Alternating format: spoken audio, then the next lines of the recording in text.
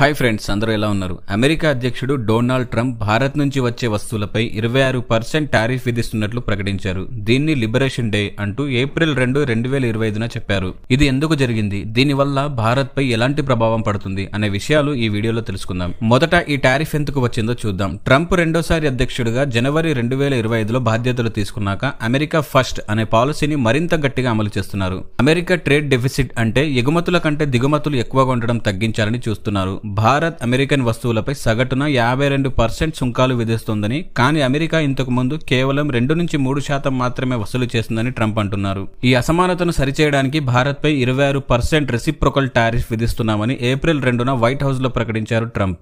ఇంతకు ఈ టారిఫ్ ఎలా పనిచేస్తుందో చూద్దాం. ఏప్రిల్ 5, 2025 నుంచి అన్ని దేశాల నుంచి అమెరికాకు వచ్చే వస్తువులపై 10% బేస్ లైన్ టారిఫ్ అమలవుతుంది. ఆ తర్వాత ఏప్రిల్ 9 నుంచి భారత్ పై అదనంగా 16% జోడించి మొత్తం 26% అవుతుంది.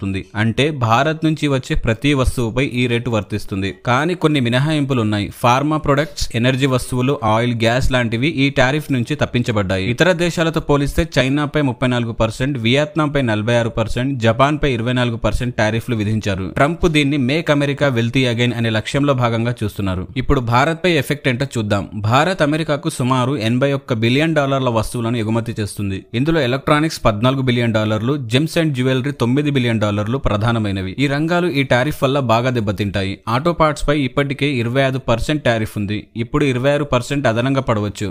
కానీ ఫార్మా, ఎనర్జీ రంగాలు మినహాయించబడ్డాయి కాబట్టి ఈ రంగాల్లో ఎగుమతులు సేఫ్ గా ఉంటాయి.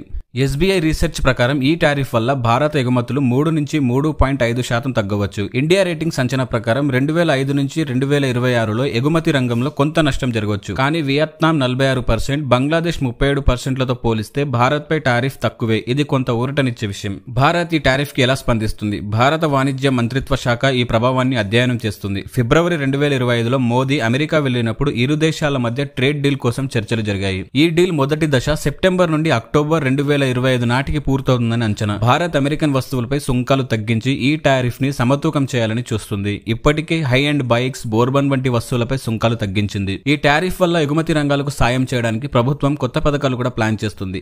ఇది ఒక గ్లోబల్ ట్రేడ్ వార్ గా మారితే భారత్ కి సవాళ్లు ఎదురవుతాయి, కానీ అవకాశాలు కూడా ఉన్నాయి. మరి 26% టారిఫ్ గురించి మీ అభిప్రాయం ఏంటో కామెంట్స్ లో చెప్పండి. ఇలాంటి ట్రేడ్ వార్లు భారత్ ని ఎలా ప్రభావితం చేస్తాయని అనుకుంటున్నారు? వీడియో నచ్చితే లైక్ చేయండి, షేర్ చేయండి, సబ్స్క్రైబ్ చేయడం మర్చిపోవద్దు. నెక్స్ట్ వీడియోలో మరో ఇంట్రెస్టింగ్ టాపిక్ తో మళ్ళీ కలుద్దాం. బై.